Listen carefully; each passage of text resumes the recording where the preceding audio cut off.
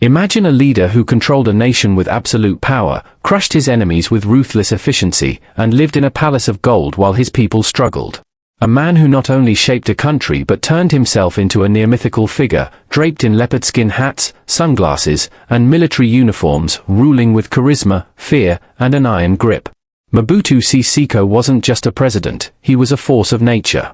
From military coups to global power plays, from grand speeches about African identity to secret deals with world superpowers, his rule was a mix of spectacle, dictatorship, and political genius. But how did he rise to such heights? How did he manage to stay in power for over 3 decades? And what led to his ultimate downfall?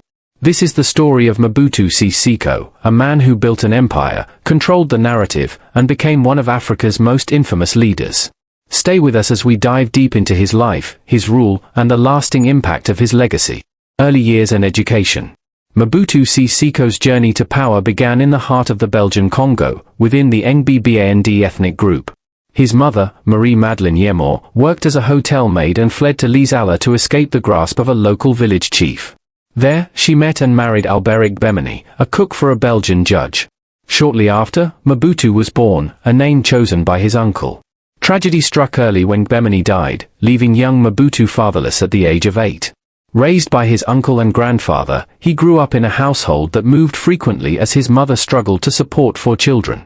Despite these hardships, Mobutu's intelligence set him apart.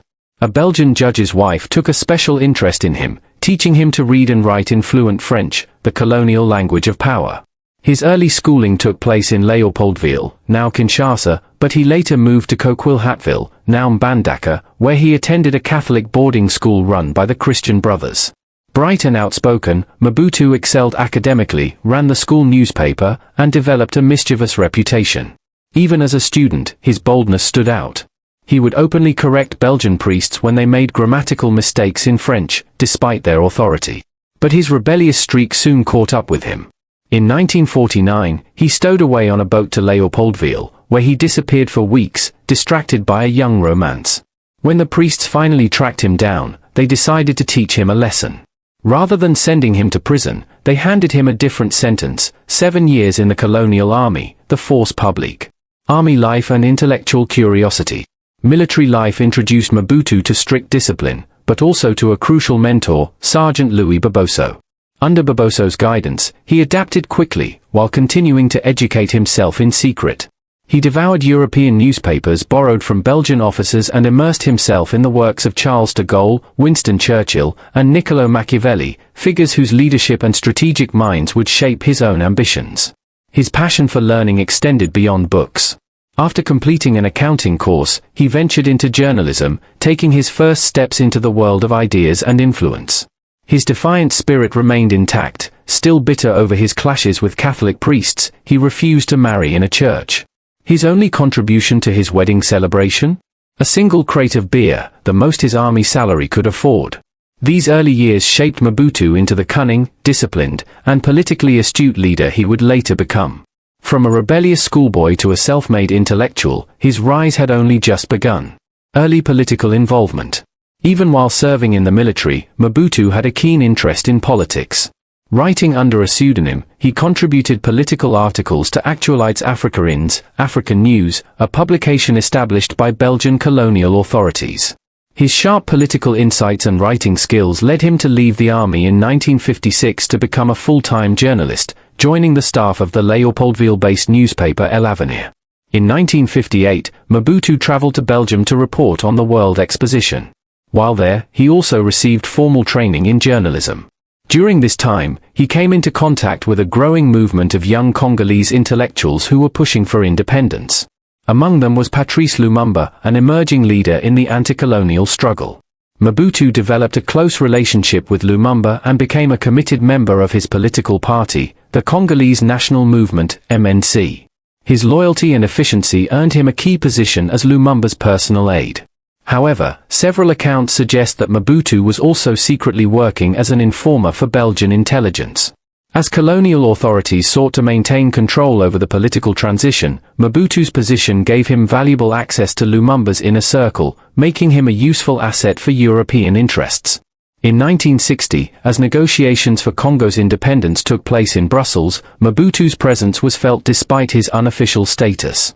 At a U.S. embassy reception for the Congolese delegation, American officials were tasked with assessing key political figures. Afterward, the U.S. ambassador noted, "One name kept coming up. But it wasn't on anyone's list because he wasn't an official delegation member, he was Lumumba's secretary. But everyone agreed that this was an extremely intelligent man, very young, perhaps immature, but a man with great potential." Following the country's first general elections, Lumumba was appointed prime minister and given the responsibility of forming a government. Recognizing Mobutu's strategic skills, Lumumba appointed him Secretary of State to the presidency, a position that placed him at the heart of decision-making. Behind the scenes, Mobutu played a significant role in shaping the final structure of the new government. However, as Lumumba took on the enormous task of governing an independent Congo, Mobutu found himself increasingly distanced from his former mentor. Lumumba, now preoccupied with state affairs and surrounded by new advisors, had less private interaction with Mobutu. This growing distance would later prove to be a pivotal turning point in Congo's turbulent political future. Congo Crisis. On the 5th of July, 1960, just days after Congo's independence, soldiers of the Force Publique stationed at Camp Leopold II in Leopoldville mutinied. They were dissatisfied with their all-white leadership and harsh working conditions.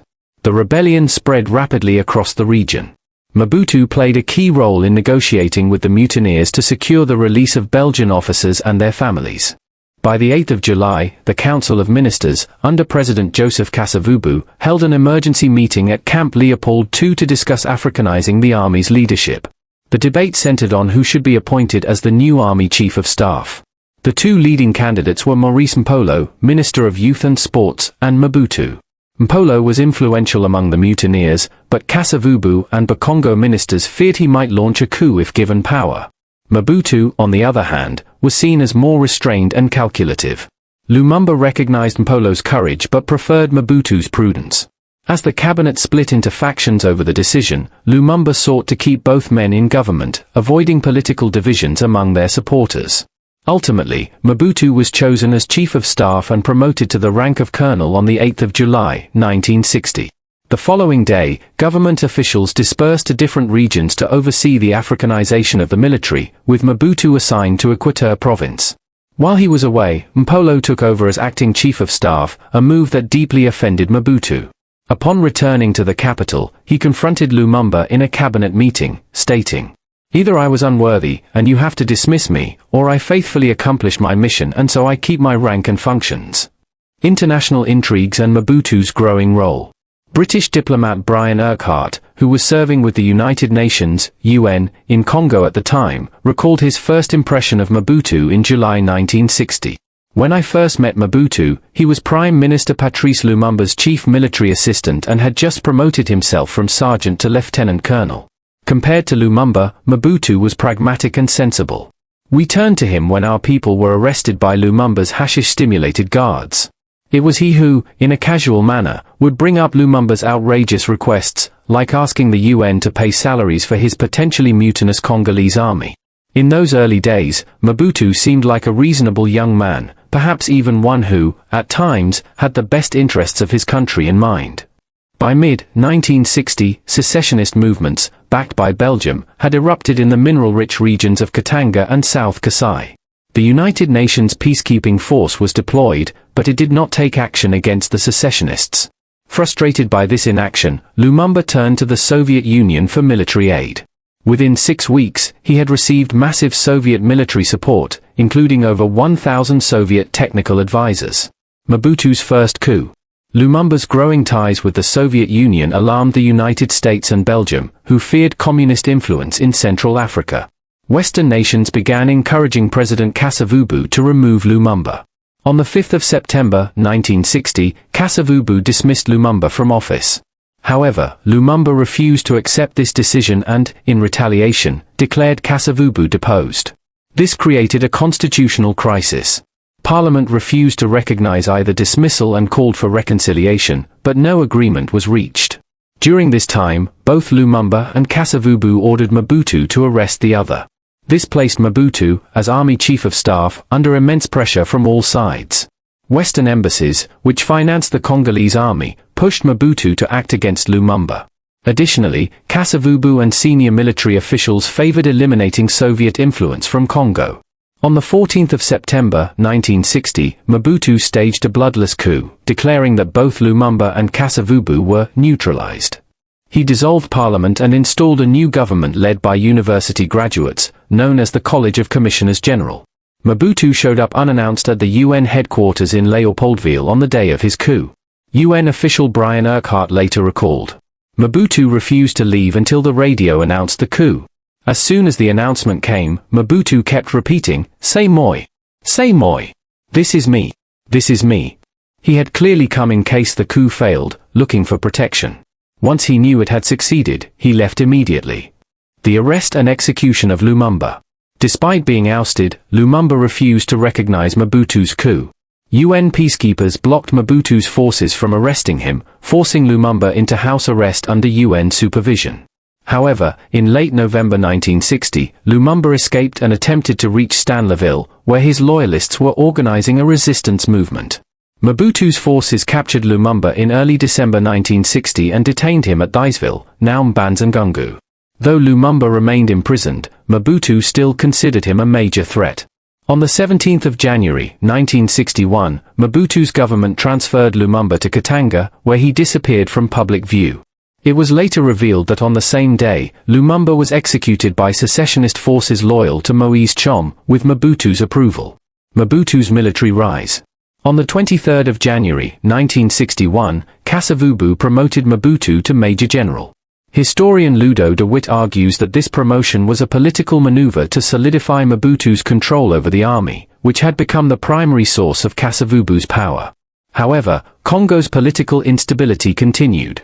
In 1964, Pierre Mulele, a former Lumumbist minister, led a major rebellion, quickly capturing two-thirds of the country. Mobutu, now firmly in control of the military, launched a brutal counteroffensive, successfully reconquering the entire territory by 1965. By the end of 1965, Mobutu had emerged as the most powerful figure in Congo. His next move would be to seize complete control of the country and establish himself as its undisputed leader. Second coup and consolidation of power. By 1965, political tensions in Congo had reached a breaking point. The March 1965 election saw Prime Minister Moise Tshom's party, the Congolese National Convention, CONACO, win a large majority. However, President Joseph Kasavubu appointed Everest Kimba, an anti-Tshom leader, as Prime Minister designate. Parliament twice refused to confirm Kimba, creating a political deadlock that pushed the country into near paralysis. On the 24th of November, 1965, Mobutu seized power in a bloodless coup, his second in 5 years. He had just turned 35 years old a month earlier. Under what he called a state of exception, regime d'exception, Mobutu assumed sweeping, near-absolute powers for 5 years. In his first speech after taking power, he blamed politicians for Congo's instability, stating that since they had ruined the country in 5 years, he needed at least 5 years to set things right. He banned all political party activity for that period. On the 30th of November, 1965, Parliament approved a measure granting Mobutu and his cabinet control over most legislative powers, though it retained the right to review his decrees. However, in March 1966, Mobutu revoked Parliament's right of review, and 2 weeks later, he suspended Parliament permanently, assuming total legislative power. Consolidation of power and Mobutu's image. Mobutu's government initially presented itself as apolitical or even anti-political. The term politician was given negative connotations, almost synonymous with corruption and wickedness.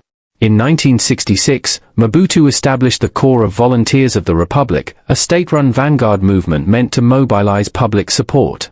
He also declared himself the nation's second national hero after Patrice Lumumba. Despite his role in Lumumba's ousting and execution, Mobutu sought to align himself with Lumumba's nationalist legacy, portraying himself as a true successor to Lumumba's ideals. One of Mobutu's key early policies was authentic Congolese nationalism. In 1966, he ordered the renaming of cities that had European names, replacing them with African names. Leopoldville, Kinshasa. Stanleyville, Kisangani. Elizabethville, Lubumbashi.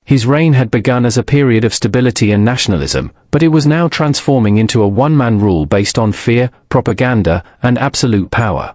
By 1970, Mobutu had successfully neutralized all opposition, consolidated power, and established himself as an unchallenged dictator. His early promises of stability and nationalism had given way to an authoritarian regime where political opposition was impossible and elections were a mere formality. While Mobutu initially brought stability, his methods of control, including brutal crackdowns, media manipulation, and absolute authority, would set the stage for the corruption and economic decline that would later define his rule. Authenticity campaign, Authenticite. Cultural transformation and name changes. In 1966, Mobutu launched a nationwide campaign of cultural reawakening called Authenticite. This policy aimed to remove traces of the colonial past and promote African identity. As part of this initiative, on the 1st of June, 1966, Mobutu ordered the renaming of cities with colonial-era names. O Leopoldville, Kinshasa. O Elizabethville, Lubumbashi. O Stanleyville, Kisangani. In October 1971, he renamed the country itself as the Republic of Zaire, abandoning the Democratic Republic of the Congo. He ordered all citizens to adopt African names, banning the use of European names. Priests were warned that they would face 5 years in prison if they baptized a Zairean child with a European name. Western attire, including suits and ties, was banned. Instead, men were forced to wear the abar-coste, a Mao-style tunic whose name came from the French phrase, abasse le costume, meaning, down with the suit. Christmas was moved from December to June, as Mobutu claimed that June was a more authentic date for celebration. Mobutu's reinvention. In 1972, as part of his own authenticity decree, Mobutu changed his own name to White Right Pointing Backhand Index Mobutu Sese Seko Nkuku Engbendu Waza Bunga. This phrase translates to, the all-powerful warrior who, because of his endurance and inflexible will to win, goes from conquest to conquest, leaving fire in his wake. At the same time, Mobutu transformed his image. He abandoned his military uniform and adopted his now iconic look. O a leopard skin toque, hat. O thick-framed glasses. O an abar-coste. O a walking stick, adding to his mystical aura. This image became a symbol of his rule, reinforcing his personal cult of leadership. The 1974 Constitution, absolute power. In 1974, Mobutu introduced a new constitution that formalized his total control over Zaire. Key changes. 1. The MPR, Popular Movement of the Revolution, became the only legal political institution. The constitution stated that the MPR was not just a party but the nation politically organized. This meant the state and the party were one and the same. Every citizen was automatically a member of the MPR from birth. 2. Mobutu became president for life in practice. The MPR's president was also the country's president. Presidential elections were held every 7 years, but only one candidate, Mobutu, was allowed to run. He was confirmed in office through a referendum, where voters had no real choice. 3. The constitution legalized Mobutu's emergency powers. It gave him full control over all branches of government. He was granted plenitude of power exercise, meaning he could rule by decree. Rigged elections and political theater. Under this new system, Mobutu staged 3 presidential elections, all with implausible margins of victory. He was re-elected 3 times, each time winning 98% or more of the vote. The legislature, parliament, also had only MPR candidates, who were elected with near-unanimous results. In 1975, formal voting was completely eliminated. Instead, candidates were presented at public locations. If the crowd applauded, they were considered elected. This farce of democracy ensured Mobutu's absolute rule. The one-man rule, Mobutu Sese Seko's reign of power and paradox. Few rulers have wielded power with the sheer theatricality of Mobutu Sese Seko. His reign over Zaire was a grand spectacle, part dictatorship, part dynasty, part drama. From public executions that sent chilling messages to his rivals, to a meticulously orchestrated personality cult that bordered on divine adoration, Mobutu sculpted an empire where his word was law and his image omnipresent. The iron grip of power. In the early years of his rule, Mobutu didn't merely consolidate power, he made an art form of crushing opposition. Political adversaries didn't just disappear, they were made into public warnings. One of the most haunting spectacles was the 1966 execution of Everest Kimber and 3 of his ministers. Before a captive audience of 50,000 in Kinshasa, they were sent to the gallows, an unforgettable demonstration of Mobutu's philosophy: when a chief takes a decision, he decides, period. But brute force was only one tool in his arsenal. When executions became impractical, Mobutu adopted the ancient art of co-opting his enemies. Rivals who posed a threat were not just neutralized but absorbed, gifted wealth, titles, and a place at the table, only to be discarded at his whim. His cabinet was a revolving door, reshuffled 60 times between 1965 and 1997, ensuring that no one ever felt secure enough to challenge him. Ministers were appointed, looted what they could, and were swiftly replaced, creating a culture of institutionalized corruption that turned the state into Mobutu's personal treasury. By 1970, it was estimated that Mobutu had siphoned off 60% of the national budget. He didn't just tolerate corruption, he engineered it, ensuring that loyalty to him remained the only path to prosperity. The grand illusion of Zaireanization.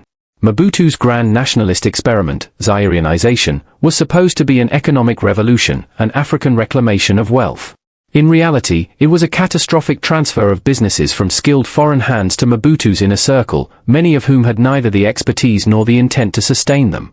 Factories crumbled, the economy nosedived, and by 1974, a global collapse in copper prices turned Zaire from an exporter of riches to a beggar at the door of the International Monetary Fund. The crisis should have humbled him. Instead, he doubled down. In a dramatic visit to China, he returned in a Mao jacket, declaring himself Citizen Mobutu and promising to radicalize the Zairean revolution. But even his most theatrical proclamations couldn't mask the deepening economic despair. Salaries were slashed by 50%, triggering a failed coup attempt. And yet, through all of it, Mobutu held firm, wielding charm, force, and deception in equal measure. The Shaba Wars and the mirage of military strength. Despite cultivating an image of a supreme military leader, Mobutu's forces were often little more than a paper tiger. In 1977 and 1978, when Katangan rebels launched the Shaba invasions, his army failed spectacularly. Moroccan and French troops had to step in to save his regime. The humiliation didn't prompt military reforms. Instead, Mobutu slashed the army's size and stocked its ranks almost exclusively with his own ethnic group, the Ngband. His personal guard, the Division Spéciale Presidential, became his insurance policy: better equipped, better paid, and fiercely loyal. Mobutu's re-elections in 1977 and 1984 were political theater at its finest. The results were never in question, they were dictated. He spent his time amassing wealth, estimated at over $50 billion, a staggering sum, while Zaire spiraled into poverty. The country's roads crumbled, civil servants went unpaid for months, and Mobutu's opulence became almost mythical. A king in his Versailles of the jungle. If there was ever a monument to excess, it was Mobutu's palace in Gbadolite, the Versailles of the jungle. With private Concorde jets at his disposal, he could fly to Paris on a whim, indulging in lavish shopping sprees while his people struggled to afford basic necessities. His yacht, Kamanyola, cruised the Congo, a floating symbol of a leader who saw himself more as an emperor than a president. His rule became synonymous with kleptocracy. Even as the country teetered on the edge of economic ruin, Mobutu's government defaulted on loans, and inflation soared. His soldiers, unpaid and disillusioned, turned to looting civilians at roadblocks. A dark joke spread across the nation: the people pretend to work, and the state pretends to pay them. The cult of Mobutu. What made Mobutu unique among dictators was not just his excess but his performance of power. He wasn't just a leader, he was a myth, a legend, a spectacle.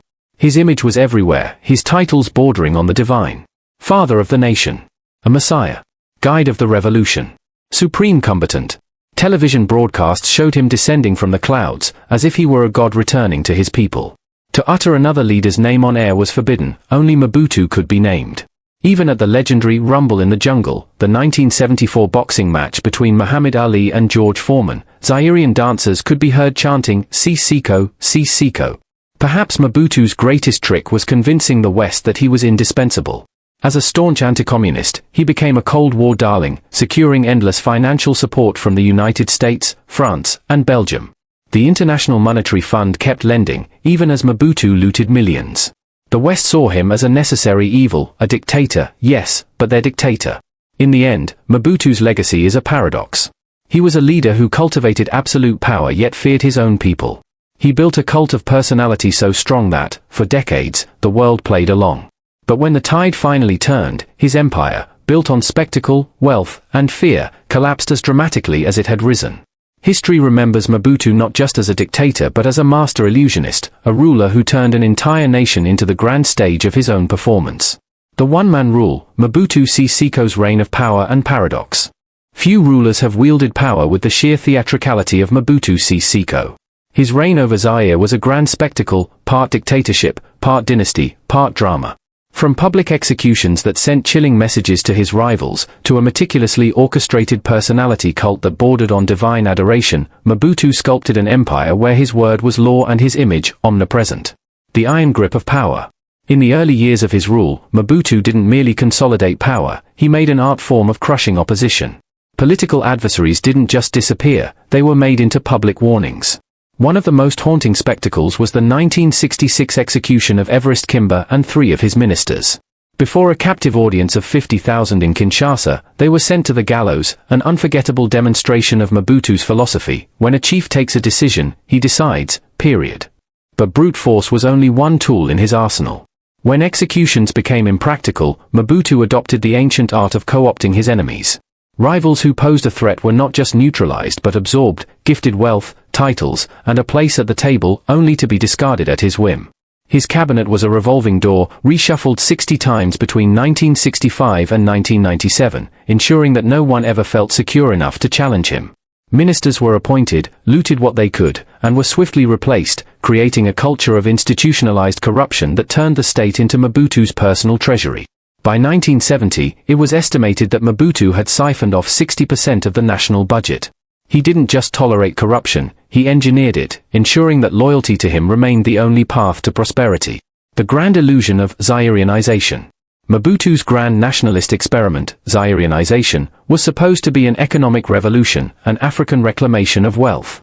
In reality, it was a catastrophic transfer of businesses from skilled foreign hands to Mobutu's inner circle, many of whom had neither the expertise nor the intent to sustain them. Factories crumbled, the economy nosedived, and by 1974, a global collapse in copper prices turned Zaire from an exporter of riches to a beggar at the door of the International Monetary Fund. The crisis should have humbled him. Instead, he doubled down. In a dramatic visit to China, he returned in a Mao jacket, declaring himself Citizen Mobutu and promising to radicalize the Zairean revolution. But even his most theatrical proclamations couldn't mask the deepening economic despair. Salaries were slashed by 50%, triggering a failed coup attempt. And yet, through all of it, Mobutu held firm, wielding charm, force, and deception in equal measure. The space program, Mobutu's attempt to conquer the cosmos. If Mobutu's reign was marked by grand spectacles, then his brief foray into space exploration was its most surreal chapter. In the late 1970s, a West German company, OTRAG, sought to develop low-cost satellite launches but was restricted by the Treaty of Brussels from testing missiles in Germany. In what seemed like an improbable alliance, OTRAG struck a deal with Mobutu, paying him $130 million to set up a launch facility in Zaire. Mobutu, ever the showman, welcomed the project with open arms, granting OTRAG a 25-year lease on Zairean land. The first rocket, OTRAG-1, was launched on May 18, 1977, with Mobutu himself watching from a distance. The takeoff was successful, for a moment. But then, as if mocking the very notion of Zaire entering the space race, the rocket plummeted back to Earth, crashing violently into the ground. Undeterred, 2 more rockets were launched by June 6, 1978, and both suffered the same humiliating fate. Yet Mobutu, the eternal optimist when it came to propaganda, continued to champion the project. He proudly declared that 200 Zaireans had been employed and that the nation would earn royalties from future rocket sales. But the dream was short-lived. The Soviet Union accused OTRAG of employing former Nazi scientists and suspected the company was gathering military intelligence. Faced with mounting pressure from Moscow, Mobutu abandoned the project and severed ties with OTRAG. Just like that, Zaire's ambitions in space came crashing down, much like its rockets. Foreign policy, Mobutu's game of power and influence. If Mobutu's grip on Zaire was absolute, his maneuvering on the world stage was just as cunning. He played global superpowers like a master strategist, extracting aid, arms, and political favor while offering little in return. Relations with Belgium, from warm welcomes to cold betrayals. Belgium, the former colonial ruler of Congo, maintained a complex and often turbulent relationship with Mobutu. At times, they were close allies. Mobutu and his family were hosted as personal guests of the Belgian monarchy in 1968, and in 1970, a friendship and cooperation treaty was signed.